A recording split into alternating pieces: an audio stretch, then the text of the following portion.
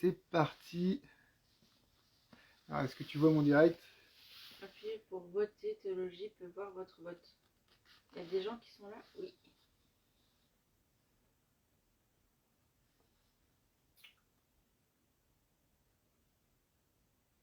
Tout premier live. Qu'avez-vous pensé de tout mon tout premier live? C'est sur quoi la montre? Montre le téléphone. Ah non, mais là, t'es pas sur mon live. Là.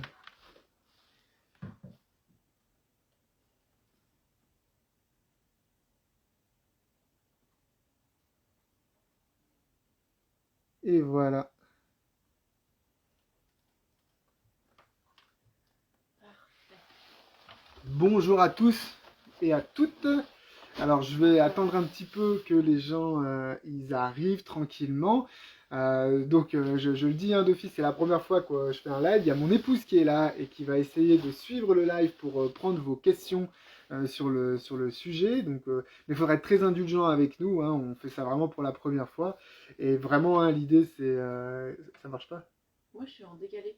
Oui, ça c'est normal. Ah ouais. Justement, ça te donne le temps de voir les questions qui arrivent. Oh, Donc, oui, on apprend, donc on se cale et tout ça. Ne nous en voulez pas trop, soyez indulgents. Et l'idée, de toute façon, c'est un peu comme si vous étiez à la maison, comme si vous étiez avec nous dans le salon à discuter sur ce sujet-là. Je prétends pas à vous faire une grande conférence bien construite avec des arguments, etc. Et tout ça. L'idée, c'est vraiment de prendre le temps de discuter ensemble. Je vais quand même laisser un petit peu la vidéo tourner pour que les gens aient le temps. J'avais dit que c'était à 21h, mais que les gens aient le temps d'arriver aussi, de se connecter, tout ça. Voilà, ça marche, tout marche. Oui, est-ce que vous m'entendez bien? Dites-moi en commentaire si au niveau du son ça va, si je suis pas trop loin du téléphone, parce que j'ai pas les micros, etc. Donc je pense que ça marche, ça devrait marcher bien normalement.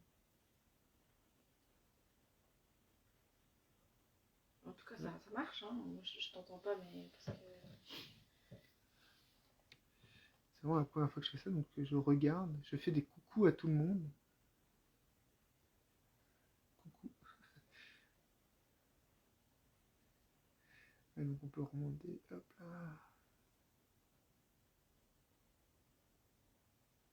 Tout est nickel, super. Merci Ludo. Qu'on connaît, je pense. Bonsoir.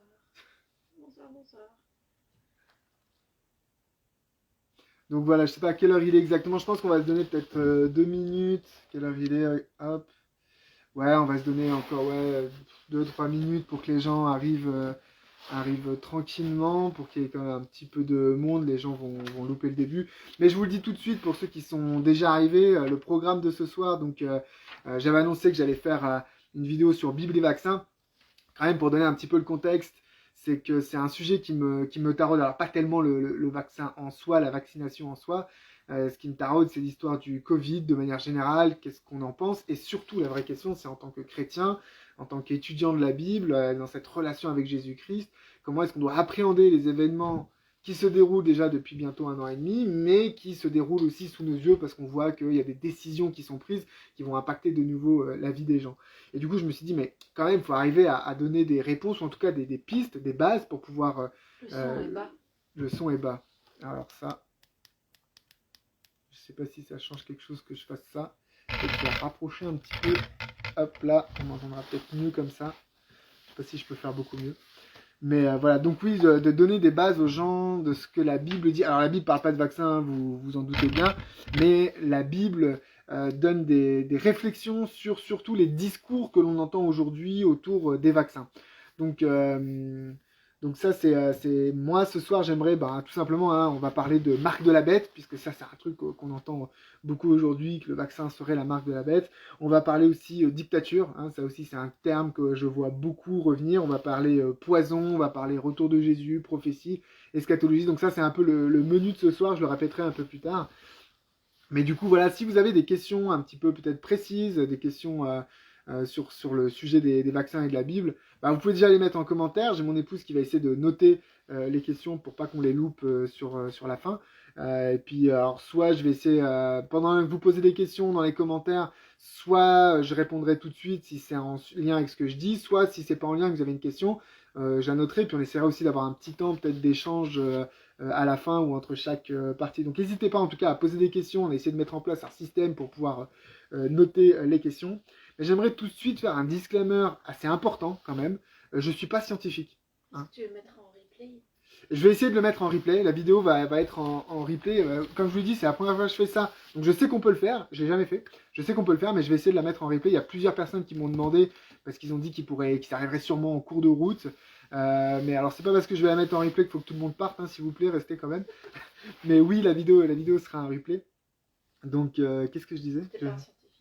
Oui, je suis pas un scientifique et donc je vais pas prétendre vous expliquer toujours les vidéos quand ça commence avec des vaccins. Moi, j'en ai regardé des tonnes. Oui, alors comment fonctionne l'ARN messager, comment fonctionne un adénovirus, ce truc-là. Bon, j'ai regardé, mais je suis pas un scientifique, donc je vais pas prétendre expliquer ça ni me positionner sur cet aspect-là. Hein. Si vous avez des attentes sur le point de vue de ça, je suis désolé. Moi, je viens parler de la Bible. Alors, forcément, je vais aborder des éléments liés au vaccin, à la science, à ma compréhension sur le discours scientifique, le discours officiel aujourd'hui sur les vaccins. Mais deux choses. La première chose, c'est prenez du recul par rapport à ce que je dis. Parce que je ne suis pas un scientifique. Sur YouTube, sur Instagram, vous allez trouver des scientifiques indépendants qui n'ont pas de conflit d'intérêt parce que c'est important aujourd'hui, qui vont se prononcer sur la chose, qui vont prendre de la nuance, qui vont prendre le temps d'expliquer. Donc c'est vers eux qu'il faut se tourner, pas vers moi pour ça. Et ensuite, si vous me posez des questions d'ordre scientifique, je vous donnerai une opinion, un avis, voire je me positionnerai pas du tout parce que c'est pas mon rôle. Je considère que mon rôle à moi, c'est d'apporter quelque chose de théologique, de biblique, c'est mon ministère à moi. Et comme je vous l'ai dit au début, c'est dans la prière et l'étude de la parole que j'ai recherché à avoir des réponses pour moi-même. Et c'est un peu ça que je voudrais partager avec vous ce soir. C'est les réponses que j'ai reçues, les réponses que j'ai étudiées. Est-ce qu'elles peuvent vous aider, vous, à vous positionner sur la question des vaccins, particulièrement dans le contexte de la Covid, hein, parce que c'est pas tellement une vidéo sur les vaccins en général, peut-être je ne l'ai pas précisé, mais ça me paraissait assez évident. C'est vraiment dans le contexte de l'obligation vaccinale qui est arrivée en France pour les soignants, qui va très certainement s'élargir à tout le monde et qu'on va voir pointer le bout de son nez dans un peu tous les pays. Hein, c'est une hypothèse, c'est une probabilité. Sur cette chose-là, comment est-ce que le chrétien se positionne? Comment est-ce que le chrétien les décisions qu'il doit prendre, les risques qu'il prend? Et en fait, j'aimerais commencer aussi la vidéo là-dessus parce que moi, je pense qu'aujourd'hui, il y a beaucoup de peur. Il y a vraiment beaucoup, beaucoup de peur. Quand je lis les commentaires, quand je lis l'actualité, il y a beaucoup de peur. Il y a la peur qui s'installe aujourd'hui chez les chrétiens. Il y a d'un côté, soit on a la peur de la maladie. Voilà, c'est quand même une maladie qui tue, c'est une maladie qui se répand, c'est une maladie, nos proches sont touchés, il y a des gens qui sont en danger à cause de cette maladie. C'est une maladie qui fait aussi plein de problèmes socio-économiques divers. Donc il y a cette peur-là de la maladie. Mais je vois aussi beaucoup de peur du point de vue du vaccin en soi, c'est-à-dire du produit qui est injecté, qui est donné. Donc il y a beaucoup de gens qui ont peur de ce vaccin-là, qui crient au danger, qui ont peur que ça fasse tout un tas d'effets, etc. Et il y a aussi la peur, disons, des gouvernements, de décisions qui sont prises, qu'on a vu s'enchaîner sur les 18 derniers mois et qui prennent encore un nouveau virage aujourd'hui avec ces questions de l'obligation vaccinale. Et donc je vois beaucoup de peur. Et j'aimerais, à travers les textes bibliques que l'on va regarder, les exemples que l'on va prendre et tout ce que l'on va étudier ce soir, que cette peur diminue. Et que cette peur diminue parce que vous aurez Jésus-Christ qui va vous justement nous dire ne craignez pas. Il n'y a aucune angoisse qui ne peut nous séparer de Jésus-Christ. C'est ce qu'on trouve dans Romains chapitre 8, si je ne dis pas de bêtises. Donc c'est ça? Peut-être pas. À vérifier. À vérifier. Si vous trouvez le verset, vous le mettez en commentaire. Rien ne peut nous séparer de Jésus-Christ. Et je pense que c'est important que, même si en face de nous, il y a des décisions aberrantes et dangereuses qui sont prises, la peur ne doit pas nous gagner. L'angoisse ne doit pas nous gagner. Ce qui doit nous gagner, c'est l'espérance et la protection de Jésus-Christ qui est présente dans nos vies. Et c'est ça que j'aimerais partager. Et c'est pour ça que pour moi, c'est important qu'on prenne la Bible. Donc, vraiment, un truc à faire, parce qu'il y a déjà plus de monde qui est arrivé là déjà, prenez vos Bibles. Il faut que vous ayez vos Bibles avec vous. Il faut que là, vous ayez, parce qu'on va explorer certains textes. Alors, je ne les ai pas tous en tête d'ailleurs, mais je vous invite vraiment à vérifier tout ce que je vais dire. Ça, c'est un truc très important. Si vous suivez mes vidéos YouTube, j'invite toujours ma communauté à vérifier ce que je raconte. C'est pas parce que je le dis que c'est vrai, et c'est pas parce que des gens vous disent des choses avec des versets que c'est vrai. Donc prenez vos Bibles avec vous, Prenez vos applications, si vous avez des applications pour rechercher les textes et tout ça, parce je vais vouloir aller dans le texte, on va aller regarder notamment dans Apocalypse, on va regarder aussi des histoires bibliques, donc d'aller les chercher, de prendre le temps d'aller les prendre, que vraiment la Bible soit ce soir le support fondamental sur lequel on va pouvoir s'exprimer, donner des avis, des opinions, et c'est la chose que l'on va étudier. Donc voilà. Des questions déjà qui sont arrivées, que tu voudrais que non? Non. Romains 8, 38, 39, ouais, c'est ce que je disais. Romains 8, et quelqu'un a donné la référence, 38, bravo, 39. bravo, histoire de la Bible. C'est Mickaël, salut Mickaël, j'espère que tu vas bien, c'est cool de t'avoir ici. Bah, c'est bien, comme ça il y aura quelqu'un qui pourra me fact-checker sur les questions bibliques, c'est super. Donc voilà, je sais pas, j'ai pas regardé trop... Ah bah il y a Hélène qui est là, salut Hélène, super. Je salue aussi Robin qui est arrivé, bah, c'est cool d'avoir tous les gens des fois que je connais en présentiel puis des fois en virtuel, de vous avoir là. J'espère qu'on va passer un bon moment. Une très courte prière peut-être pour commencer tous ensemble, pour ceux qui sont là. Seigneur, je voudrais te demander que ton esprit soit sur nous, pour que tu nous donnes intelligence, sagesse, pour que tu nous donnes des paroles de connaissance sur ta parole.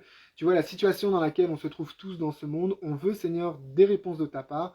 On veut, Seigneur, que tu nous couvres de ta présence, que l'on n'ait pas peur de l'avenir qui s'annonce devant nous, mais surtout qu'en tant que chrétien, on puisse prendre des positions qui soient vraies, des positions qui soient fortes, et des positions qui soient surtout justes par rapport à ta parole, par rapport à ta volonté pour nous. Donc vraiment, dirige-nous ce soir dans ce live pour que ce que je partage soit Bible-proof et que ce que les gens reçoivent vienne de toi et pas d'un être humain. Au nom de Jésus-Christ. Amen.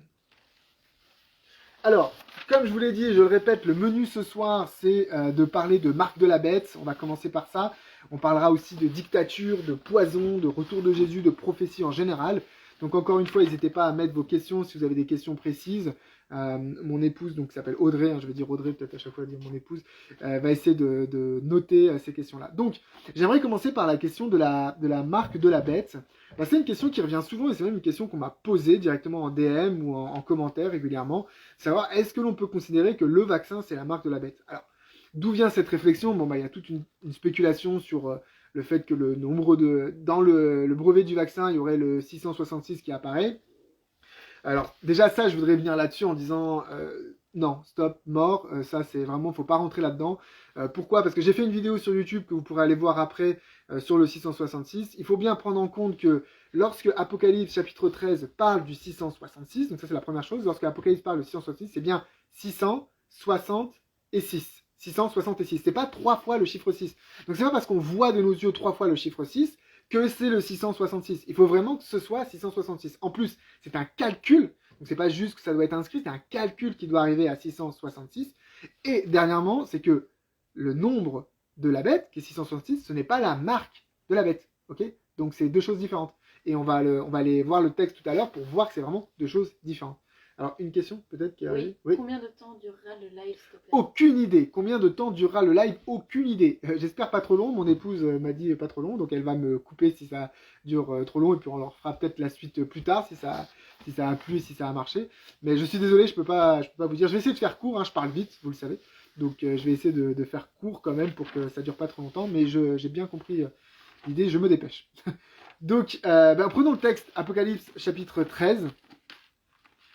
Prenons le texte ensemble parce qu'il y a un élément qui est assez important. Effectivement, lorsque l'on regarde dans Apocalypse chapitre 13, il y a cette petite phrase qui pourrait faire référence au vaccin, comme quoi que c'est la marche de la bête. Donc on est dans Apocalypse chapitre 13 au verset, on peut lire à partir du verset donc 16. Elle fit que tous, donc la bête, petits et grands, riches et pauvres, libres et esclaves, reçoivent une marque sur leur main droite ou sur leur front, et que personne ne puisse acheter ni vendre sans avoir la marque, le nom de la bête ou le nombre de son nom. Donc il y a cette notion, ce rapport de achat-vente avec marque de la bête. Du coup, il y a plein de gens qui disent « Ah bah vous voyez, obligation vaccinale, passe sanitaire, passe vaccinal qui va arriver aussi. » Ils disent « Bah du coup, on voit bien que le vaccin, c'est ce qui va permettre de acheter ou de vendre. » Donc forcément, il y a un lien qui est fait. Sauf que, je reprends le texte, tranquillement, vous voyez bien qu'il est dit que personne ne puisse acheter ni vendre sans avoir la marque, le nom de la bête ou le nombre de son nom. Donc, cette question d'achat-vente de la marque de la bête, d'achat-vente, ce n'est pas seulement la marque de la bête. C'est-à-dire, on peut être interdit d'acheter et de vendre avec le nombre, on peut être interdit d'acheter et de vendre avec le nom, et on peut être interdit d'acheter et vendre avec la marque. Il y a 3 éléments qui sont distincts et l'un n'est pas égal à l'autre. Ce sont 3 éléments bien distincts qui fait que ce n'est pas seulement la marque de la bête. Donc on ne peut pas dire que le vaccin c'est la marque de la bête parce qu'on ne peut plus ni acheter ni vendre sans. D'abord pour l'instant c'est très local, c'est pas international, mais surtout que c'est pas le seul élément qui empêche d'acheter et vendre. Donc il faudrait trouver avec le vaccin le nom qui empêche d'acheter et de vendre et le nombre qui empêche d'acheter et de vendre. Et j'ai déjà parlé du nombre précédemment, c'est un 666 et pas 3 fois le chiffre 6 et c'est un calcul qui doit s'opérer. En plus de ça, on voit bien dans le texte tel que je l'ai lu au verset 16, mais si on revient un petit peu plus haut, au verset 15, il est dit « Et il lui fut donné d'animer l'image de la bête, afin que l'image de la bête parle, et qu'elle fasse que tous ceux qui n'adoraient pas l'image de la bête soient tués. » Donc, tout le contexte d'Apocalypse 13, même la première, parce que dans Apocalypse 13, il y a 2 bêtes, hein, il y a la bête... il y a la première bête et il y a la deuxième bête. Dans Apocalypse 13, il y a 2 bêtes, donc dans cette deuxième bête, dans les 2 bêtes, en fait, il est question d'adoration. C'est-à-dire le cœur du problème, c'est l'adoration. D'ailleurs, si on va dans Apocalypse 14, il est dit au verset 9, « Et un troisième ange, les suivit en disant d'une voix forte, « Si quelqu'un adore la bête et son image et reçoit une marque sur son front ou sur sa main, il boira lui aussi du vin de la fureur de Dieu. » Donc tout le débat aujourd'hui, tout le débat dans ce passage d'Apocalypse, c'est une question d'adoration. Aujourd'hui, moi, je ne vois pas en quoi le vaccin, c'est une histoire d'adoration. Donc j'ai un peu de mal avec cette association vaccin-marque de la bête. Pour moi, ça ne correspond pas au récit narratif tel que l'Apocalypse nous le présente.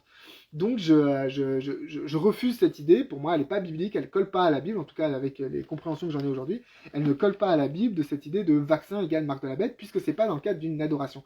Surtout qu'il y a un élément qui est assez important à comprendre. C'est que dans Apocalypse 13, on a 2 bêtes. Ok, on a 2 bêtes. La première... Et donc, du coup, ici, on nous parle de la marque de la bête. Donc, la question, c'est la marque de quelle bête? C'est la marque de la première bête ou la marque de la deuxième bête?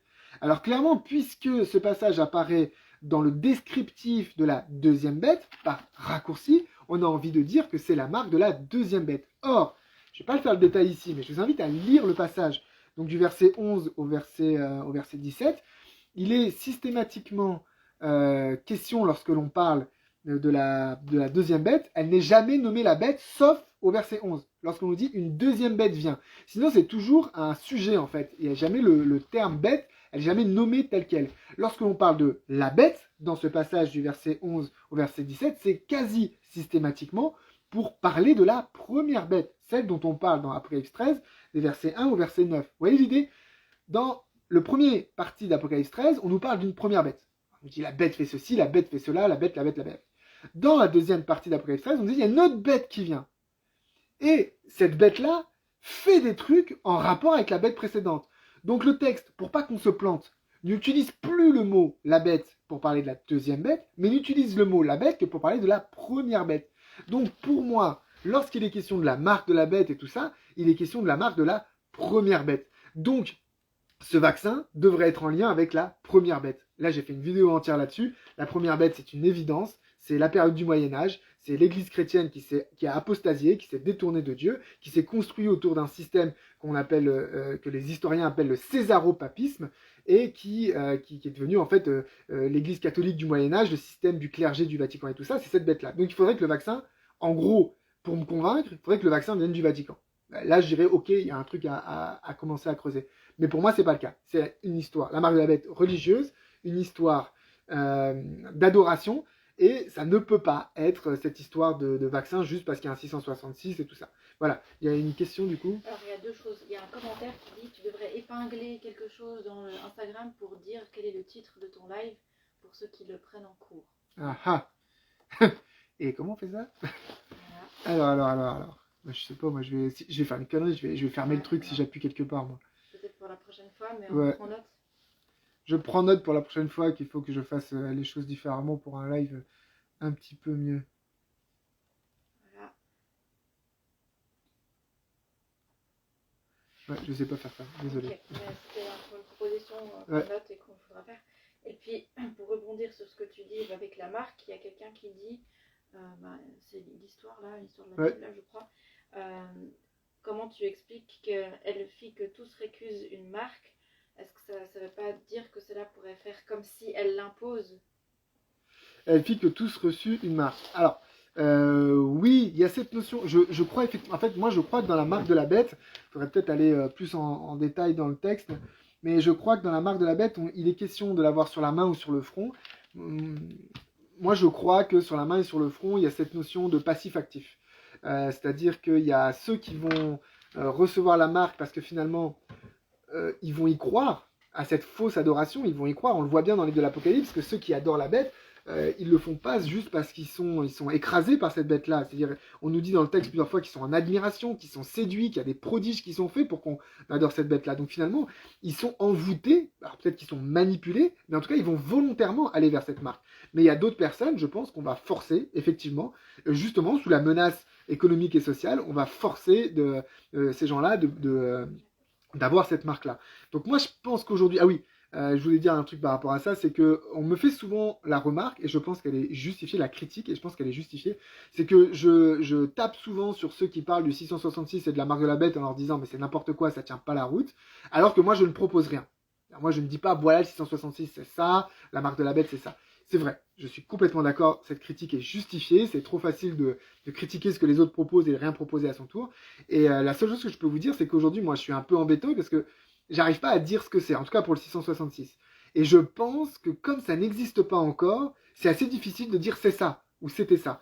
Moi, je crois vraiment que la marque de la bête s'oppose au sceau de Dieu, et je vous invite à aller voir une vidéo d'ailleurs de Michael de l'Histoire de la Bible qui a fait une vidéo récemment là-dessus, elle est très intéressante. Je crois aussi que vous pouvez aller voir la vidéo de Paul Gruson de la chaîne Flèche Me, qui a fait une vidéo sur la question de la marque de la bête et du vaccin en l'occurrence, mais il explique la relation entre la marque de la bête et la question d'adoration. Et pour moi, la marque de la bête doit s'inscrire dans une espèce de loi spirituelle, loi religieuse, notamment une contrefaçon de la loi de Dieu ou un rejet de la loi de Dieu, ou quelque chose qui est en contradiction avec la loi de Dieu, parce que la loi de Dieu est utilisée dans la Bible comme un signe de son peuple, notamment la question du sabbat, qui va distinguer. Et c'est vrai, quand on regarde dans l'histoire, si on compare les lois telles qu'elles sont inscrites dans l'Ancien Testament et les lois religieuses des religions de l'époque, ça faisait une vraie distinction entre le peuple d'Israël et tous les autres. Il y avait une vraie distinction sur la manière de comprendre les choses. Par exemple, je vous donne un exemple, c'est que dans le 4e commandement du sabbat, il est dit « tu adoreras ton Dieu qui a créé toutes choses ». Et ce qui est intéressant, c'est que dans la Bible, le soleil est une création. Le soleil est un astre, c'est un objet. Alors que dans beaucoup de religions qui entouraient la religion d'Israël à cette époque-là, le soleil, c'est un dieu. Les astres, c'est des dieux, c'est des divinités. Donc il y a une vraie distinction qui se fait dans la loi de Dieu entre la religion de ce peuple-là et la religion des autres. Donc moi, j'ai envie de faire un lien entre la marque de la bête sera un faux système d'adoration, une contrefaçon d'un système d'adoration, parce qu'il faut qu'il soit suffisamment proche de celui de Dieu pour que les chrétiens puissent être tentés. Donc ce sera un faux système d'adoration. Maintenant, concrètement, ce que ce sera, je ne sais pas, je reste ouvert à découvrir, et le 666, je sais vraiment pas. J'ai étudié, j'ai vu toutes les possibilités, même David Vincent qui fait sur son prétérisme, qui parle du lien entre le 666 d'Apocalypse et les 666 talents d'or de Salomon, très intéressant, mais pour moi il y a des choses qui collent pas, et donc c'est difficile pour moi de dire le 666 c'est ça. Donc la critique est tout à fait justifiée quand on me dit oui tu critiques les autres mais toi tu proposes rien, je le reconnais, mais je me défends et je l'explique en disant que pour moi c'est des choses à venir, il faut pas avoir peur aussi de dire je sais pas, la seule chose que je peux te dire c'est à quoi ça va ressembler. Pour moi il y a un lien d'adoration et ça va être en lien avec la première bête. Une autre question? Il y a un commentaire en disant que la main pourrait être les actes et le front la pensée. Ouais. Et une autre chose de Only Jéhovah, je pense. Ouais. Le pass sanitaire, c'est pas un peu ça quand même. Certains l'acceptent pour continuer à vivre et adorer le système, et d'autres le refusent et pourtant accepteront à cause du chantage économique. Oui, tout à fait. C'est pour ça que je dis que c'est normal de faire le lien entre vaccin, pass sanitaire et la marque de la bête. Je comprends la démarche, et c'est ce que je disais au début de cette présentation, où je disais qu'effectivement, ce verset-là ne pourront plus ni acheter ni vendre. On le voit dans cette histoire de la marque de la bête et du pass sanitaire. Je reconnais que la similitude est forte. Maintenant, mon problème, c'est que quand on part du texte biblique et qu'on regarde à quoi devrait ressembler la marque de la bête dans le texte biblique, on voit que ça ne peut pas être le vaccin ou le pass sanitaire, parce que ce n'est pas un acte d'adoration, parce que ce n'est pas en lien avec la première bête d'Apocalypse 13. Voilà, ça c'est les raisons pour lesquelles moi, je ne peux pas aller dans ce sens-là. Il y a Pink Bible, l'illustration qui dit tu pourrais mettre les liens, please. Ah ouais, oulala. Ça c'est... Il faut vraiment que j'apprenne à faire des lives, hein. Je suis désolé, désolé les amis. Ouais, c'est vrai que je pourrais faire les liens. Écoutez, est-ce que tu peux noter le lien HDLB et le lien FlashMe? Et ce que je ferai, c'est que je ferai une publication sur Insta dans lequel je mettrai des liens pour que vous puissiez avoir accès aux vidéos où je partagerai carrément dans Instagram, je partagerai les vidéos de FlashMe et de Histoire de la Bible pour que vous puissiez aller les voir. Donc peut-être ce soir ou demain, j'essaierai de faire ça. En tout cas, il y a Histoire de la Bible qui est là. Si tu as envie de faire une story, tu peux me taguer, puis je te retaguerai derrière. Et comme ça, vous pourrez aussi voir dans ma story le lien pour Histoire de la Bible. Abonnez-vous à son Insta, hein. Il fait des vidéos assez intéressantes là-dessus aussi. Donc voilà, ça c'est pour la question de la marque de la bête. Donc je résume un petit peu ce que j'ai dit. C'est que oui, je peux comprendre qu'en voyant les restrictions socio-économiques liées au vaccin et au pass sanitaire, on fasse le lien avec la marque de la bête, parce qu'ils ne pourront plus ni acheter ni vendre. Je comprends cette idée-là. Maintenant, quand on regarde le contexte narratif dans lequel se trouve cette histoire de la marque de la bête, il y a deux choses qui ne vont pas. La première, c'est que il n'y a pas seulement la marque de la bête qui empêche d'acheter et de vendre, il y a aussi le nom et le nombre de son nom, et ces choses-là vont ensemble, ces trois choses-là. Donc il faudrait aujourd'hui trouver ces éléments-là. Pour moi, ils n'y sont pas. Il y a cette histoire de 666 qui ne tient pas la route dans le brevet du vaccin, ça ne tient pas la route. Parce que c'est pas 666 qu'il faut trouver, mais 666, ça doit être un calcul. En plus, il est dit que c'est un nombre d'hommes, c'est pas un nombre de vaccins, hein, c'est pas le nom d'un vaccin, donc ça ne tient pas la route. Et dernièrement, c'est qu'il faut que cette marque de la bête soit liée à quelle bête? À la première bête, et aujourd'hui, ce n'est pas le cas. Alors, petite blague au passage, parce que c'est Vincent, David Vincent de Didascalé qui m'a envoyé le lien aussi. Je ne sais pas si vous avez vu, mais il y a le patriarche orthodoxe russe. Non, c'est pas le patriarche russe. Bref, il y a un patriarche orthodoxe ou un grand théologien orthodoxe russe qui a dit ceci. Il a dit ne pas se faire vacciner est un péché. Vous voyez, là déjà, je suis plus attentif parce qu'effectivement, on va associer quelque chose de religieux, hein, c'est un patriarche, avec une association en plus politico-religieuse qui est très forte dans l'orthodoxie, notamment en Russie, parce qu'il me semble qu'il y a un lien avec la Russie. Là aussi, je vous mettrai le lien, si tu pouvais noter le lien. Donc là-dessus. Et lui, il fait le lien entre péché et vacciné. Donc ça, déjà, c'est une déclaration que je trouve intéressante. Il faudrait que je creuse plus. Je l'ai reçu aujourd'hui ou hier, cette idée, donc je vais creuser la question. Mais voilà, ça, c'était pour parler de marque de la bête. De manière générale, je voudrais prendre du recul. Ouais. Il y a quand même un Canada qui dit on devrait quand même faire attention à ce vaccin parce qu'on introduit quelque chose dans notre corps et notre corps, c'est le temple du Saint-Esprit. Oui, tout à fait. Alors peut-être je vais revenir un peu plus tard vers la fin, j'espère qu'il y aura encore du monde, ou alors peut-être qu'on fera un live plus tard, mais je parlerai de la notion de poison.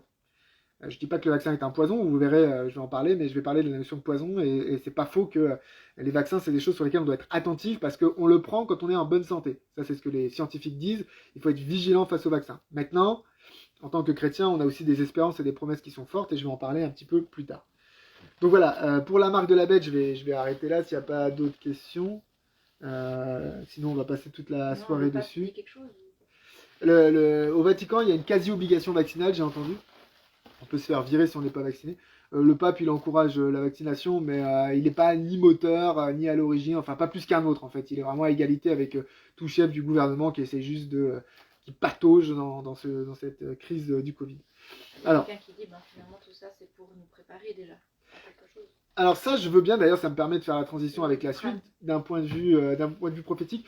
Un truc que je veux bien reconnaître, c'est que, de manière générale, cette crise du Covid nous a montré qu'en très peu de temps, et de manière très forte, des décisions peuvent être prises qui portent atteinte à nos libertés et à notre autonomie, et même qui portent atteinte justement à ces questions socio-économiques.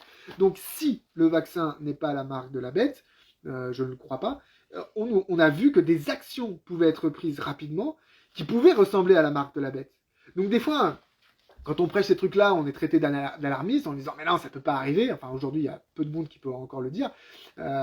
Mais on voit que très rapidement, des pays peuvent se coordonner sous le coup, moi je vais appeler ça de la peur et de la panique, peuvent mettre en place des décisions qui sont destructives pour plein de personnes, pour l'économie, pour le système, derrière une forme de croyance. Donc aujourd'hui, moi, je crois que ce n'est pas le cas, mais ce que nous montre ce Covid, c'est peut-être même un message de Dieu. Moi, j'aimerais qu'on prie sur ce sujet-là. C'est peut-être même un message de Dieu de se dire que Dieu est en train de dire, mais vous vous rendez compte que ça peut arriver très vite, êtes-vous prêts, premièrement, et ce sera aussi la conclusion de ma vidéo, vous allez voir, et qu'est-ce que vous faites pendant ce temps-là? Donc je vais y revenir après, mais je pense que c'est un élément important. Alors, je sais pas si tu as envie de réagir sur l'histoire de la Bible, mais c'est quand même intéressant. Vu que tu parles du péché et de la vaccination, est-ce que si on se sent obligé de se faire vacciner face au texte, ce qui n'est pas le fruit d'une conviction est péché? Alors ça, ouais, alors ça me met Je pense que c'est tout. entre deux. Ouais, c'est un autre sujet, mais j'avais pas eu cette réflexion et je pense qu'elle est intéressante. Ce qui n'est pas le fruit d'une conviction est péché. Alors, il faut savoir que dans ce verset-là, si vous avez envie d'aller vérifier, le mot conviction, c'est le mot foi. Ce qui n'est pas le fruit de la foi est péché. Donc, je vais vous partager des promesses sur la fin. Je pense que même si le vaccin porte un risque, la Bible nous fait des promesses par rapport à ces risques-là. Et je pense qu'on peut invoquer ces promesses-là. Et du coup, on va pas porter foi sur le vaccin, on va porter foi sur les promesses de Dieu. Et du coup, on va faire l'acte de vaccination, si on fait l'acte de vaccination, non pas en croyant à ce vaccin-là, mais en croyant en Dieu qui nous protégera. Et du coup, dans ce cas-là, la conviction porte sur l'intervention de Dieu et non plus sur le vaccin. Et du coup, on n'est plus dans le péché de la non-conviction. Je ne sais pas si j'ai été clair dans ce que je dis. Mais c'est traduit, je ne sais pas pourquoi c'est traduit par conviction, alors que ce mot-là, vraiment, est traduit partout ailleurs, soit par fidélité, soit par le mot foi ou confiance. Donc là, ils l'ont traduit par conviction. Je ne sais pas pourquoi. Mais il faut lire ce verset, tout ce qui n'est pas le fruit de la foi est péché. J'avance. Donc de manière générale, ce qui me permet aussi de faire la transition tout à l'heure, c'est que on a beaucoup de discours aujourd'hui sur cette histoire de vaccin qui eux aussi engendrent de la peur et de l'angoisse et du stress. Moi je le vois, même moi avec mon épouse, des fois on discute et on se dit mais quoi penser de toutes ces choses-là. On a un premier discours que je voudrais parler, moi j'appelle ça les planistes. J'appelle ça les planistes pour pas dire les complotistes parce que c'est un mot galvaudé qui est utilisé par la presse à partir du moment où tu remets en question les thèses officielles, t'es un complotiste. Moi je parle de planiste, pourquoi planiste dans le sens de plan? Il y a des gens qui enseignent, et il y a des chrétiens qui enseignent, qui auraient un plan en cours aujourd'hui pour soit réduire la population, soit justement pucer les gens via un vaccin, soit mettre en place une dictature. Je viendrai plus tard sur la question de la dictature, mais il y a cette notion de plan qui serait en route. Et moi, je n'adhère pas à cette idée-là, je n'adhère pas à cette notion... j'adhère pas à cette notion de plan, et vous avez peut-être vu, j'ai fait une vidéo sur YouTube sur le nouvel ordre mondial. Pour moi, cette notion de plan d'un groupe de personnes, notamment dirigées par Satan, qui se mettraient à persécuter les chrétiens, pour moi, ça tient pas la route par rapport à la narration eschatologique. C'est-à-dire, quand on prend les textes qui clairement parlent de la fin des temps, il est toujours question de division dans les nations. C'est toujours les nations au pluriel, les rois au pluriel, les princes, les gouvernements au pluriel. C'est jamais un singulier. Le côté une nation, une religion, une langue, une monnaie, ça, c'est pas biblique. Ça rentre pas dans le texte biblique. Vous pouvez lire tous les passages, on nous parle toujours de 10 cornes, on nous parle toujours de 10 rois, on nous parle du roi du Nord et du roi du Sud qui se mettent dessus. Et le roi du Nord et le roi du Sud sont des ennemis de Dieu. Et pourquoi roi du Nord, roi du Sud? C'était au-dessus d'Israël et en dessous d'Israël. Donc quand ils se mettaient dessus, c'était Israël qui trinquait. Mais les deux sont des ennemis de Dieu. Et si on regarde dans la Bible, donc voilà, pour moi ça colle pas. Et d'ailleurs, si on regarde dans la Bible, à chaque fois que Satan intervient, c'est pour faire quoi? De la division. Satan, c'est celui qui divise. Donc, il ne peut pas être celui qui rassemble, il ne peut pas être celui qui unit. Satan, il est toujours dans un contexte de division. Donc, quelque part, si on dit, ouais, ces gens-là ont réussi à mettre un plan aussi fort que ça, parce que vous imaginez le nombre de personnes qui seraient concernées par ce plan-là, avec zéro fuite et tout ça, donc il a réussi à unifier des milliers, voire des dizaines de milliers de personnes, là où l'Esprit Saint n'arrive pas, parce que, soyons clairs entre nous, on est d'accord que clairement, l'Église de Dieu, elle n'est pas unie. Hein. L'Église de Dieu, elle n'est pas unie sur les doctrines, elle n'est pas unie sur l'action, elle n'est pas unie sur tout un tas de choses. Donc, Satan aurait fait mieux que Jésus, quoi, au final.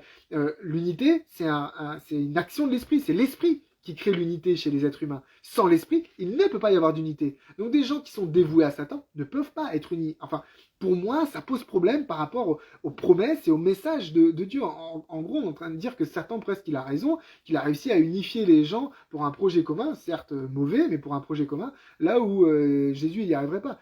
L'unité, c'est quelque chose, c'est un trait que l'on va associer avec Jésus-Christ, avec Dieu et avec le Saint-Esprit. pas avec Satan.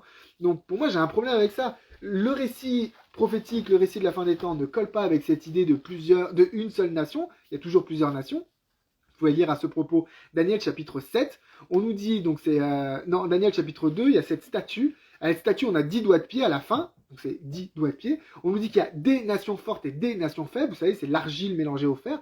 Et on nous dit que la petite pierre vient frapper. Or, la petite pierre, c'est clairement un élément lié à la fin des temps. Donc elle vient frapper cet endroit-là, là où les gens sont désunis. Parce qu'on nous dit qu'ils vont mettre des alliances, mais qu'elles vont pas tenir. Donc non, ça ne peut pas coller. Voilà. Donc ça, c'est l'élément pour lequel cette notion de plan, eh ben, elle me plaît pas trop. Il y a des questions, je vais te voir rigoler, non? Il y a des commentaires intéressants. Il y a Adrien Suarez, il y a David Villa. Ah ouais, ça tu reconnais des noms, on reconnaît des gens. Coucou tous ceux qui me connaissent. Donc voilà, et ensuite, j'aimerais aussi préciser une notion, c'est je ne dis pas qu'il n'y a pas de complot dans la Bible. Il y a bien des complots dans la Bible. Et le peuple de Dieu est bien victime de complots. Mais là-dessus, j'aimerais rajouter un élément qui est important et qui est en cohérence avec ce que j'ai dit précédemment, c'est que les complots dans la Bible sont toujours explicitement dirigés contre les adorateurs de Dieu. Je prends l'exemple de Daniel. On a Daniel, chapitre 5, quand il est à la fosse au lion. C'est 5 ou 6. Bah, dites-le moi en commentaire, là, le premier qu'a trouvé, et il a gagné mon estime. Ça vaut pas grand-chose. Mais Daniel, l'histoire de Daniel et de la fosse au lion, qu'est-ce qu'on nous dit? On a des gens qui complotent contre Daniel. Sauf que lorsqu'ils complotent, qu'est-ce qu'ils font? Ils parlent d'adoration. Vous voyez, on est complètement cohérent avec Apocalypse 13. Ils disent qu'il ne faut adorer, donc prier seulement le Darius, et Darius hein, à ce moment-là, seulement Darius, et pas un autre dieu, en l'occurrence le dieu de Daniel. Et on nous dit que Daniel, à son habitude, continue de prier. Donc vous voyez, les gens ciblent vraiment les adorateurs de Dieu. Ils vont pas cibler quelque chose de général dans l'espoir de toucher les adorateurs de Dieu. Et ça, c'est quelque chose qu'on va retrouver, par exemple, j'avais noté chez Esther, dans le livre d'Esther. C'est vraiment les Juifs qui sont ciblés. Daniel 6. On cible vraiment les adorateurs de Dieu. Or, aujourd'hui, avec par exemple ces histoires de confinement, puisqu'on en a parlé il n'y a pas longtemps, en disant oui, mais regarde, quand on nous empêche d'adorer, c'est comme dans Daniel et la fosse au lion. Non, parce qu'aujourd'hui, qui est-ce qui est empêché d'adorer? Les chrétiens, les musulmans, les bouddhistes, les francs-maçons, hein, tous ces gens-là, tous ces gens qui se réunissent sont pareils, empêchés de se réunir. Donc c'est pas ciblé envers les adorateurs de Dieu, il n'y a pas de passe-droit. À la fin des temps, les amis, il y aura bien un moment où il y aura des persécutions, mais elles ne seront pas cachées. Dans la Bible, les persécutions ne sont jamais cachées. Peut-être qu'aujourd'hui, en sous-sol, il y a des choses qui se passent pour que justement cette première bête puisse mettre en place des trucs, je veux bien le croire. Alors d'abord, elles se passent en sous-sol, on ne les voit pas, mais le jour où elles arriveront avec des persécutions, les persécutions seront directes. Les pharisiens, ils ne se sont pas cachés pour persécuter Jésus. Quand ils ont voulu l'attraper, ils l'ont condamné pour des choses qui étaient spirituelles et à l'adoration, ils l'ont accusé de blasphème. Ils lui ont pas dit non, en fait t'as volé ou je sais pas quoi, ou t'as tué quelqu'un, ils n'ont pas trouvé un faux prétexte, ils ont dit non, tu détournes le peuple en te faisant adorer ou je sais pas quoi, et c'est pour ça que tu vas mourir. Ça me permet aussi... Oui, une question, non? Ouais, c'est pour rebondir quand même, c'est un commentaire, question pour Only Jehovah. Pour que l'Antéchrist dirige le monde, il faut bien que le monde se soumette à lui et qu'une unité mondiale soit établie pour régner, non? Alors, oui et non. D'abord, c'est un exercice que je voulais faire. S'il y en a qui sont motivés dans les commentaires de le faire, je suis pas sûr qu'il y ait un texte qui parle de l'Antichrist. Ouais, il y a un texte qui parle des Antichrists, mais de l'Antéchrist, je suis pas sûr. Voilà. L'Antichrist, si tu peux vérifier tout de suite, je voulais me faire ce petit exercice il n'y a pas longtemps, parce que je m'étais fait la réflexion. Le terme Antichrist apparaît dans l'évangile dans l'épître de Jean, surtout, si je dis pas de bêtises, c'est le seul endroit où ça apparaît, l'Antichrist. Et cet Antichrist, il est pluriel, on dit les Antichrists. Il y a des personnages dans la Bible qui interviennent. Par exemple, on a Babylone, mais Babylone va se faire détruire. On a la bête, mais la bête va régner avec les rois pendant un temps, puis recevoir royaume. Mais il y a des conflits. Je veux bien accepter que sur la toute fin, il y a un moment donné Satan qui règne seul. C'est un peu ça une croyance qui est établie dans plusieurs courants chrétiens, c'est que sur la toute fin, il y a Satan qui règne, déguisé en faux Christ. C'est ce que croient certaines personnes. Moi, je crois que ce temps sera très, très court, et je crois qu'il régnera justement en tant que faux Christ, et que du coup, les gens vont être séduits par cela. Mais avant cela, pour arriver à cela, il ne va pas y avoir d'alliance au point de vue des gouvernements. Vous voyez l'idée? Ce que je veux dire, c'est que si Satan vient à régner, il viendra en tant que personnage religieux, pas en tant que gouvernement. cette notion de que ça vient des gouvernements, j'y crois pas trop. En l'occurrence, ce qui m'empêche d'y croire, c'est que justement dans l'Apocalypse, les gouvernements sont toujours victimes des personnages utilisés par Satan, c'est-à-dire les vrais ennemis de Dieu qui sont Babylone, les bêtes, par exemple la bête d'Apocalypse 17, etc. On voit bien qu'ils boivent le vin de Babylone. Donc c'est Babylone c'est Babylone qui est à l'initiative. Or Babylone est clairement une figure religieuse, puisque Babylone c'est la contrefaçon de Jérusalem. Jérusalem est une femme dans la Bible, on en parle comme d'une femme. Babylone est une femme aussi dans l'Apocalypse 17, c'est une ville. C'est deux villes qui s'opposent dans leur conception. Jérusalem est une ville où Jésus veut rassembler ses élus. Babylone est la ville dans laquelle on divise les choses, puisque c'est un lien avec Babel et la division. Donc ce personnage-là, il va détourner. D'ailleurs, dans l'Apocalypse 13, si je dis pas de bêtises, il n'est jamais question de roi et de gouvernement dans l'Apocalypse 13. Jamais. On a les figures qui sont présentées dans l'Apocalypse 13 sont toujours religieuses, puisqu'il est question d'adoration, de faire des prodiges, des miracles, etc. Elles ont un impact, elles ont une influence, elles ont une capacité de prendre des décisions d'ordre civil, mais elles sont à l'origine d'ordre religieux. Et c'est pour ça que moi je dis souvent aux chrétiens, méfiez-vous. Je disais ça avec Paul Gruson de la chaîne Flèche Me, on discutait de ça. Je disais, méfiez-vous, à force d'avoir peur de la marque de la bête, nous en tant que chrétiens, on va finir par la mettre en place. Parce que justement, on va avoir peur des gouvernements et on va faire un truc religieux. Or, l'Apocalypse nous dit que c'est le truc religieux qui est dangereux. C'est quand il y a une association État-religion qui a un danger qui commence à pointer son nez. Pour moi, c'est ça la compréhension de l'Apocalypse. Donc, je me suis complètement perdu dans mes notes, je ne sais plus où j'en suis. Mais oui, cette idée de complot, donc il y a bien des complots dont le peuple de Dieu est victime, mais ils sont toujours explicites. C'est-à-dire, pour moi, l'agression est toujours religieuse contre le peuple de Dieu. Elle n'est jamais détournée. Il n'y a pas cette idée de on va essayer de mettre un truc en place pour pouvoir choper les religieux, mais on ne dit pas exactement que c'est parce qu'ils enseignent quelque chose. Non, c'est toujours parce qu'ils enseignent quelque chose. D'ailleurs, il y a cet exemple qui est assez intéressant dans Actes, au chapitre 19, avec Paul, parce qu'il est très intéressant cet exemple dans Paul, c'est-à-dire, à force de prêcher, de faire des miracles, des guérisons, de délivrer, on nous dit que les gens ils commencent à se détourner de la déesse Anne, et donc il y a toute une économie qui est en train de s'écrouler.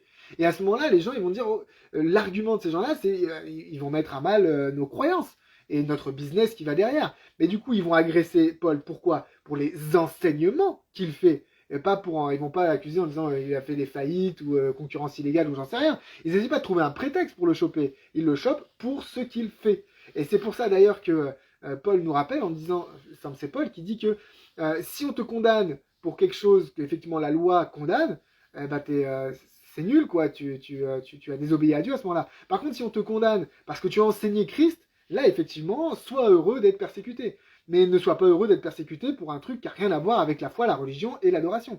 Et c'est là où la question du vaccin se pose en disant, est-ce qu'on doit désobéir à cette question de vaccin ? Est-ce que c'est vraiment notre combat ? J'y reviendrai un petit peu plus tard.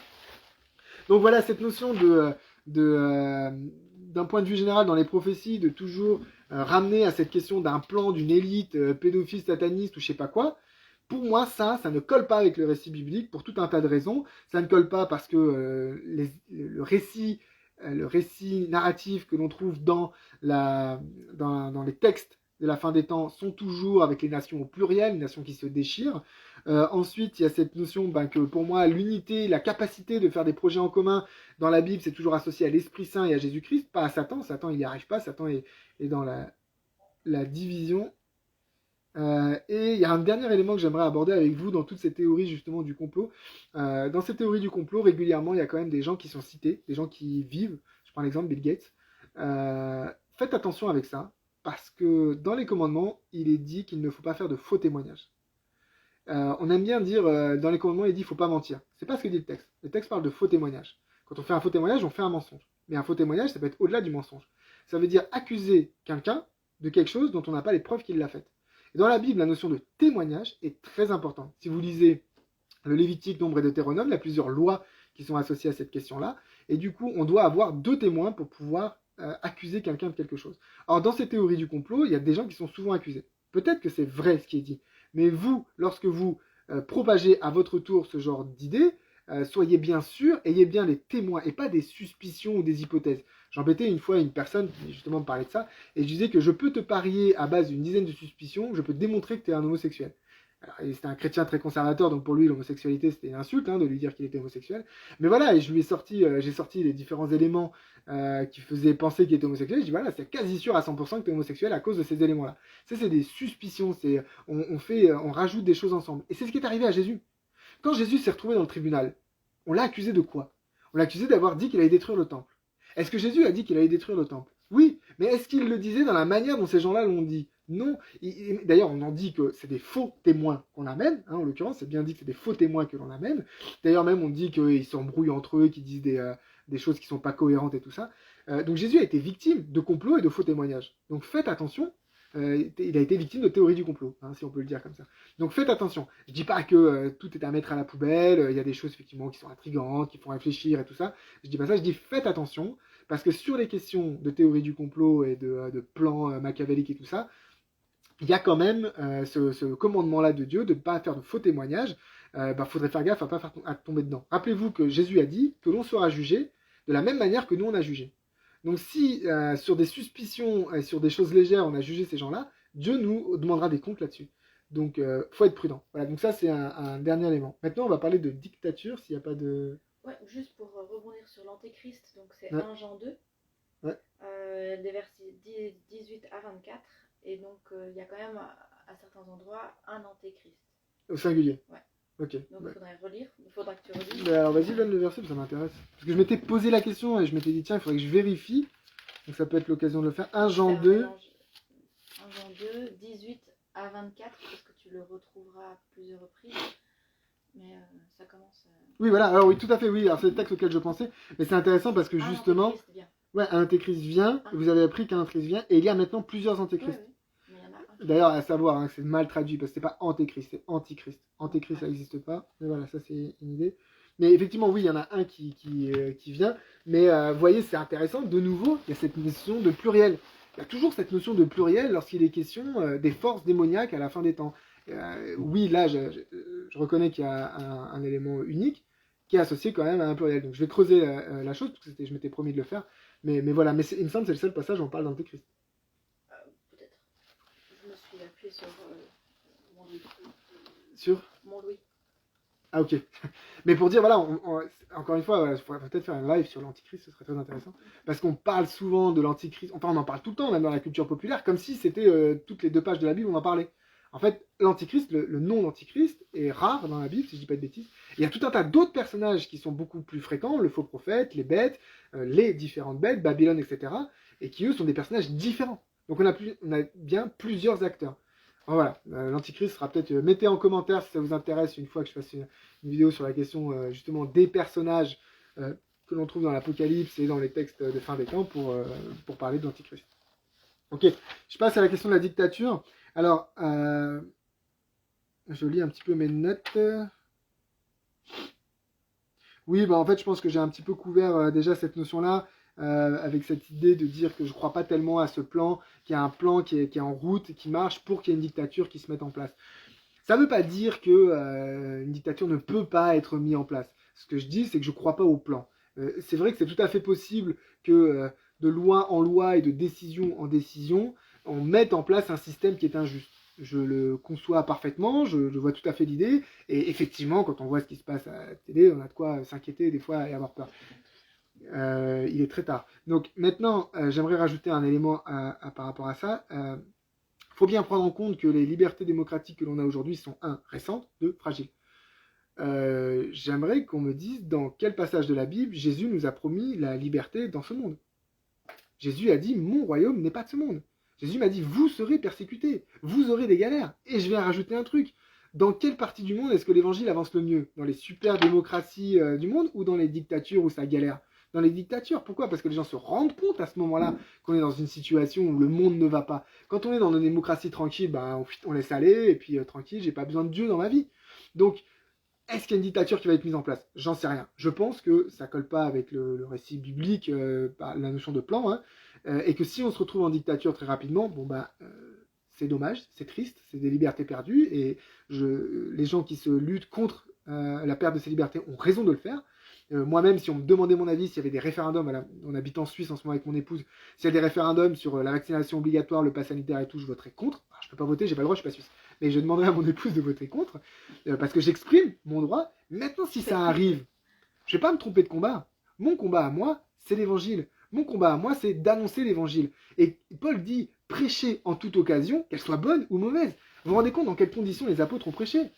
Ils ont prêché dans un contexte où c'était Rome, quoi. Il n'y a pas plus païen que ça. Et d'ailleurs, les premiers chrétiens en ont énormément souffert, parce que vous savez que les premiers chrétiens, on leur demandait juste de jeter un petit peu d'encens dans un vase en feu pour adorer la statue de l'empereur.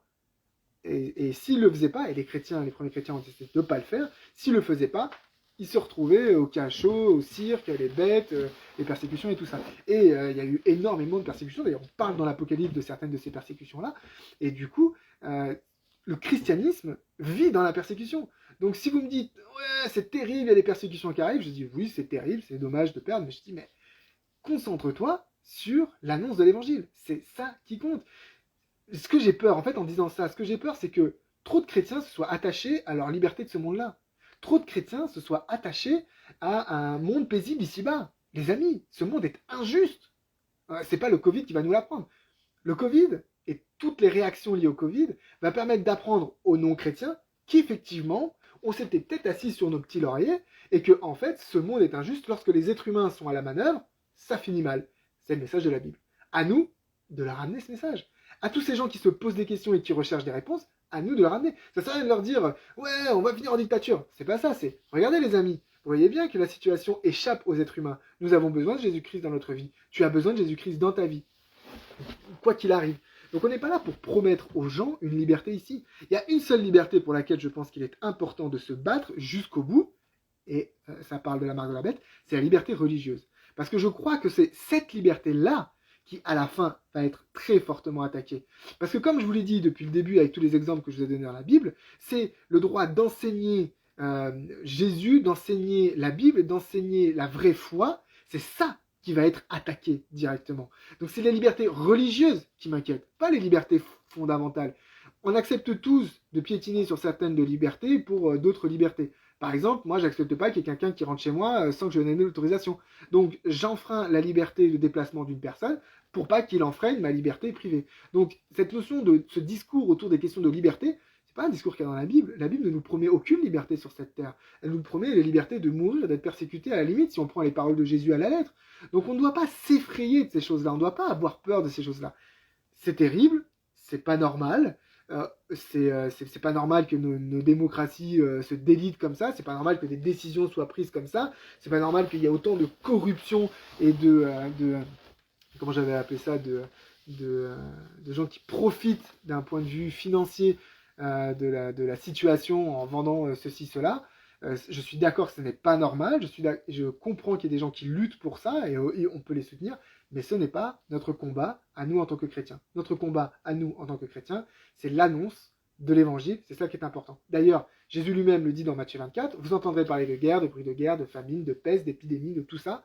N'ayez pas peur, il faut que ces choses arrivent. Il dit bien, il faut que ces choses arrivent. Et il dit dans Matthieu chapitre 24, il dit clairement, lorsque l'évangile sera annoncé à toutes les nations, alors viendra la fin. Alors viendra la fin. Si on se retrouve devant une situation qui est terrible devant nous, et je suis d'accord que c'est terrible, c'est quand même chiant d'avoir à faire ces vaccins, ces PCR, d'avoir des confinements à répétition, de porter des masques, moi, ça m'énerve, tous ces trucs-là, c'est chiant. Bah, si ça nous énerve, les amis, annonçons l'évangile encore plus fort, encore plus vite, pour que ça se termine et que ce soit au ciel, qu'on puisse aller faire la fête sans masque. Voilà, j'aimerais vraiment que vous détourniez votre regard de tous ces discours d'angoisse et de peur qui nous disent « Attention, dictature, dictature, dictature !» Oui, moi je crois pas. Moi je crois pas. Mais c'est moi. Moi je crois pas. Mais c'est possible. C'est tout à fait possible. Mais de fait, même si c'est vrai, c'est pas ça qui doit attirer notre regard. Le temps. Mais j'ai bientôt fini. Mais il y a toujours plein de monde. Alors, je vais terminer avec un élément un petit peu plus justement vaccino-centriste sur cette question de est-ce que le vaccin est un poison, est-ce que le vaccin est un danger pour les êtres humains. Donc, je précise, moi je crois pas à cette idée de plan. C'est pour ça que j'ai parlé de tout ça avant, Marc de la Bête et compagnie, parce que en fait, Pourquoi est-ce que beaucoup de gens ont peur des vaccins? C'est parce que on entend que ça fait partie d'un plan pour alors soit pucer les gens avec la 5G, je sais pas quoi, soit pour réduire la population. J'ai lu ça aussi beaucoup, que c'est une idée pour réduire la population parce que ça crée beaucoup de problèmes. En tout cas, que pour porter tort à la race humaine, il y a des élites qui ont décidé de faire ce vaccin. Donc ça, c'est vrai pour les vaccins en général. Et du coup, avec tout l'hystérie qu'il y a autour du Covid, la venue de ce vaccin-là et de l'obligation vaccinale qui suit suscite beaucoup d'inquiétude et de peur chez les gens-là à ce niveau-là. Donc précédemment, je vous ai dit que moi, je ne croyais pas à cette idée de plan. Donc, et si je vous ai convaincu, ben ça, vous le mettez de côté, vous dites, ok, j'enlève la partie de « on me veut du mal avec ce vaccin ». Moi, personnellement, je n'y crois pas. On me veut du mal avec ce vaccin. Ça rentre pas dans ma compréhension du monde, ça rentre pas dans ma compréhension du monde basée sur la Bible et sur ce que l'Esprit. Je prie beaucoup le Seigneur pour qu'il me révèle si je me trompe sur ce sujet-là, parce que si je me trompe, c'est grave. Si je me trompe, c'est grave, il faut le dénoncer, il faut le dire. Ça veut dire que ça fait partie. Donc je prie beaucoup le Seigneur, mon épouse en est témoin, je me pose beaucoup de questions là-dessus. Mais aujourd'hui, à l'heure actuelle, avec les révélations que j'ai reçues et surtout avec l'étude de la parole et tout ça, je ne crois pas à cette chose-là. Donc je mets de côté. Donc la question est de savoir, est-ce que... Hein, pour l'instant. La question est de savoir, est-ce que en soi, ce vaccin à ARN messager, à adénovirus, à tout ce que vous voulez, est dangereux pour moi. J'ai entendu plein d'arguments sur sa nocivité à long terme. Alors c'est vrai qu'au tout début, quand les vaccins, on disait ouais, on sait rien sur ces vaccins, on n'a pas de recul, ils sont dangereux. C'est vrai qu'on ne sait pas grand-chose sur cette méthode vaccinale-là, et du coup on a vu en fait qu'il y avait plein d'effets qui n'avaient pas été prévus par les études qui ne sont pas terminées. Du coup c'est vrai que faut prendre du recul. Maintenant ça fait quand même un petit moment que les vaccins sont partout, et il y a quand même pu y avoir une vigilance, il y a des vaccins qui ont été arrêtés, il y a quand même des choses qui ont été prises en compte. Donc aujourd'hui, à l'heure d'aujourd'hui, on a quand même déjà plus de recul. Maintenant, il y a aussi un argument qui est donné sur le risque de ce vaccin-là qui va créer un espèce de super virus. Pour moi, cet argument, il est vrai en soi, mais il ne résout pas le problème parce que la circulation du Covid en soi a le même risque. C'est-à-dire, vous pouvez choper le Covid en même temps que la grippe et ça fera un recombinant. Donc ça peut arriver aussi. Donc les deux sont vrais, c'est-à-dire une campagne vaccinale de masse peut créer un super virus, mais ne rien faire et ne pas avoir de vaccin et que le virus circule peut créer un super virus lui aussi. D'ailleurs, en l'occurrence, aujourd'hui, on parle d'un risque assez important, c'est de choper 2 variantes différentes du Covid. Et ça, c'est un problème, parce que ça veut dire ça va faire un super Covid qui va avoir des mutations des deux d'un coup. Donc ça, j'ai lu un article là, aujourd'hui sur cette question-là. Donc, est-ce que les vaccins sont plus responsables que la circulation naturelle du virus? Franchement, moi, pour l'instant, avec ce que j'ai lu, je me dis que c'est pas plus la vaccination qu'autre chose. Maintenant, donc voilà, moi je pense que le vaccin n'est pas un poison en soi, que le vaccin peut effectivement rendre efficace de stopper l'épidémie, on le verra bien. Alors, à noter aussi que j'ai bien lu là-dessus, jamais personne ne dit que le vaccin va arrêter l'épidémie. Ce que les gens disent sur les vaccins, c'est que ça arrête les formes graves, donc tout ce qui est hospitalisation et décès. C'est ça qui est dit. Donc le vaccin n'arrête pas la circulation. Ça aussi, là-dessus, les médias et les dirigeants racontent un peu ce qu'ils veulent des fois, en disant que parce qu'on va prendre le vaccin, il n'y aura plus de circulation. Non, en tout cas, c'est pas ce que la littérature scientifique annonce.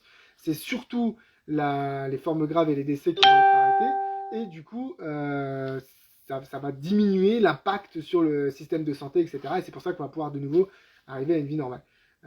Voilà. Maintenant, là où moi... Ah oui, je voulais partager avec vous un verset, je dois vous inviter à prendre vos bibles, c'est dans Marc, chapitre 16, verset 18. Et je pense que pour tous ceux qui, malheureusement, sont obligés de se faire vacciner, ou pour tous ceux qui se sentent poussés à se faire vacciner, pression sociale, pression professionnelle ou je sais pas quoi, ou pour le jour où on obligera tout le monde à se faire vacciner, j'aimerais vous partager ce verset-là, c'est Marc 16, verset 18. Je pense qu'on pourrait l'apprendre par cœur pour le réclamer à Dieu comme promesse.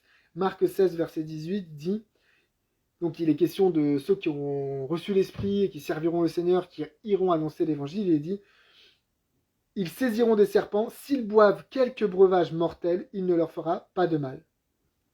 Vous avez vu, c'est intéressant que ce texte-là dit, s'ils boivent quelques breuvages mortels. Quelques breuvages mortels.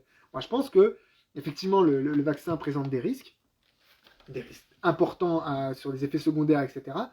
et on les prend alors qu'on est en bonne santé, pour moi il est là le plus gros problème, c'est-à-dire qu'on nous donne un truc alors qu'on est en bonne santé, mais qui va produire chez nous quelque chose de néfaste pour notre corps.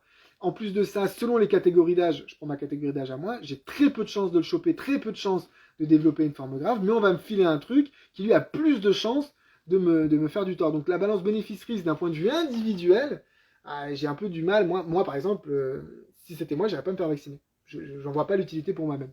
Maintenant, si on me force à me faire vacciner, je le ferai vacciner parce que je n'ai pas peur du vaccin. Et je n'ai pas peur du vaccin, notamment à cause de ce verset-là. Ils boiront, s'ils boivent quelques breuvages mortels, il ne leur fera pas de mal. Si effectivement le vaccin est dangereux, moi je ne le crois pas. Mais si quelqu'un me file ce vaccin alors que c'est un poison, je veux croire en la parole de Dieu qui me dit qu'il ne me fera pas de mal. Mais, dans cette promesse-là, vous notez bien, et je reviens au verset 15, il est dit, puis il leur dit, allez par tout le monde et prêchez la bonne nouvelle à toute la création. Ceux qui sont concernés par cette promesse de sauvegarde face à un poison, c'est ceux qui vont partout dans le monde annoncer la bonne nouvelle. Et c'est pour ça que je vous disais tout à l'heure qu'il ne faut pas avoir peur, les amis. Il ne faut pas avoir peur, les amis. Sur votre route de chrétien, il y a des embûches. Il y a des complots. Il y a des gens qui vous veulent du mal. Il y a peut-être des dictatures, des injustices qui sont mises en place, des poisons qu'on vous donne. Si vous êtes dans la mission du Seigneur Jésus-Christ, il n'y a rien à craindre. Parce que si le Seigneur n'a pas décidé que vous arrêtiez là, vous serez protégé. Et s'il vous arrive quelque chose, c'est que le Seigneur aura décidé, tu as fait ta mission. Va, viens, fidèle serviteur, tu as été utile en peu de choses, reçois ta récompense. Nous n'avons rien à craindre ici-bas, dans cet endroit-là. Cette promesse-là, elle est pour tous ceux qui vont de par le monde annoncer la bonne nouvelle. S'ils boivent quelques breuvages, il ne leur fera pas de mal. Il faut vraiment faire descendre d'un cran la pression sur la question d'un espèce de complot mondial lié à la Covid, sur la pression d'une dictature qui arrive, sur la pression d'un poison qu'on essayerait de nous donner, de la marque de la bête qui arrive. Chut, pour faire descendre la pression, les amis.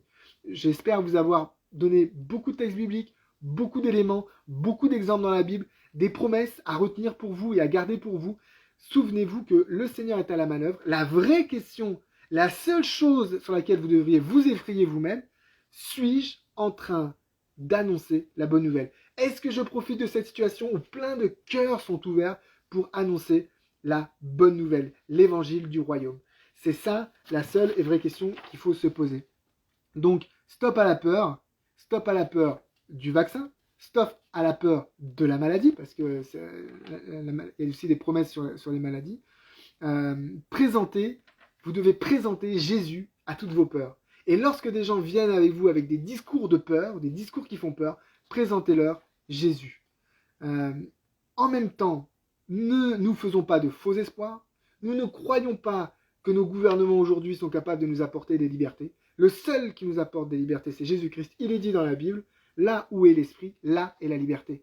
Là où est l'esprit, là est la liberté. Pas là où est la démocratie et la liberté. Là où est l'esprit, là est la liberté. Recherchez l'esprit si c'est la liberté que vous recherchez. Ici-bas, pas de faux espoirs. Il n'y aura pas de liberté. Et je terminerai avec ça. Ne vous trompez pas de combat. Notre combat n'est pas de lutter contre les vaccins. Notre combat n'est pas de lutter contre une dictature. Notre combat n'est pas de lutter contre des gouvernements ou des choses comme ça. Notre combat est d'annoncer l'évangile. Il y a plein de gens qui ont soif de l'évangile, qui ne se rendent pas compte que c'est l'évangile qui leur manque aujourd'hui. C'est à ces gens-là qu'on doit aller annoncer la bonne nouvelle. Les vaccins, d'après la Bible, ne doivent pas nous faire peur. Nous devons annoncer la bonne nouvelle. Je pense que je l'ai répété suffisamment de fois. Je vais m'arrêter là. J'espère que ça vous a plu. Je ne sais pas s'il y a des questions. Pas des questions, mais je pense un commentaire qui peut résumer ce que tu dis, c'est chacun doit prier pour soi et prendre la décision. Oui, alors qui a fait ce commentaire? Tu as noté, Alexia. Alors c'est Alexia, ouais, Alexia, on la connaît. donc merci pour ce commentaire. C'est vrai que c'est une chose importante. Et c'est ça que je voulais faire ce soir, c'était vous donner des textes bibliques, vous donner des exemples bibliques, que vous puissiez méditer là-dessus. Reprenez vos Bibles après ce live, reprenez vos Bibles, méditez sur ces histoires, sur ces passages, allez lire l'histoire de Daniel, méditez sur toutes ces choses-là, et priez Dieu pour qu'il vous guide, déjà qu'il apaise vos cœurs, et que vous puissiez aller, et c'était le verset que citait tout à l'heure Michael, avec conviction, que ce que vous allez faire, vous le faites avec foi et avec conviction. Pas d'autres... Alors moi je voudrais juste prier rapidement pour tous ceux qui ont été présents et qui sont encore présents dans ce live. Je vous remercie d'avoir été présents, ça a été un grand plaisir pour moi. J'espère que ça a été un plaisir pour vous aussi. Qu'est-ce qu'il y a? et il y a Only Jehovah qui est quand même très focalisée sur ton logo. Ah ouais, Et c'est elle ça. dit que est-ce que ça fait très complotiste de croire que le logo de ton t-shirt ressemble au franc-maçon. Ouais, c'est vrai, j'avais pas remarqué. Non, mais C'est la c'est marque. Wannabe. C'est Wannabe de Gosport, c'est ça? Ouais. Voilà, comme je suis gros, je porte des t-shirts amples pour pas qu'on voit que je suis gros. Voilà, c'est ça, c'est tout. J'avais pas remarqué, mais maintenant je le vois. Voilà. Je prie. Seigneur, je voudrais te demander que toutes les personnes qui étaient présentes pendant ce live reçoivent la paix dans leur cœur maintenant, reçoivent la consolation dans leur cœur maintenant, que toute angoisse soit détruite. Elle vient du diable, l'angoisse. C'est le diable qui essaye de faire peur, c'est le diable qui essaye de mettre des complots contre toi, contre tes saints. Seigneur, que toutes ces choses-là soient brisées au nom de Jésus-Christ par l'Esprit Saint maintenant, et que à la place de ces peurs, à la place de ces angoisses, tu mettes la joie, tu mettes la vérité, que tu mettes tes paroles, que tu mettes tes promesses dans ces endroits-là, et que les gens puissent de nouveau maintenant propager autour d'eux un message d'espoir, un message de confiance, un message non pas rassurant pour être rassurant, mais d'espérance pour dire il y a une nouvelle terre qui nous attend dans laquelle on ne sera pas obligé de se faire vacciner et de se poser ces questions-là. Amen Jésus, reviens vite, s'il te plaît, parce que vraiment c'est le bazar, et donne-nous la direction pour qu'on puisse participer à ce retour. Au nom de Jésus-Christ. Amen. Je ne sais pas s'il y a des questions ou est-ce que je mets fin au live. Je vous souhaite à tous une très très bonne soirée. Nous aussi, on va aller se coucher. Il est tard. On a encore les enfants à s'occuper demain. N'hésitez vraiment pas. N'hésitez vraiment pas à me faire des DM si vous avez encore des questions. N'hésitez pas à commenter la publication dans laquelle j'avais annoncé ce live, s'il y a vraiment des choses qui vous ont chagriné, s'il y a des questions que vous avez encore en plus, des trucs. Elle va rester la publication, donc vous pouvez encore l'utiliser comme un endroit si après coup il y a des choses qui vous viennent en tête. Et merci en tout cas pour vos encouragements et votre soutien. J'ai kiffé faire ça. J'espère que toi aussi Audrey. Oui, c'était génial. Et du coup, on va peut-être le refaire sur d'autres sujets. Donc n'hésitez pas d'ailleurs en message aussi dans la publication à me dire des sujets que vous voudriez que j'aborde, peut-être des sujets qu'on a abordés pendant le live, ou d'autres sujets complètement différents, et de voir si on peut aborder ça. Voilà, je vous souhaite à tous une très bonne soirée, et à très bientôt j'espère. Au revoir. T'as eu le temps de regarder tous les messages? Je peux fermer alors. Allez hop, c'est comme ça que ça marche. Ils te disent merci.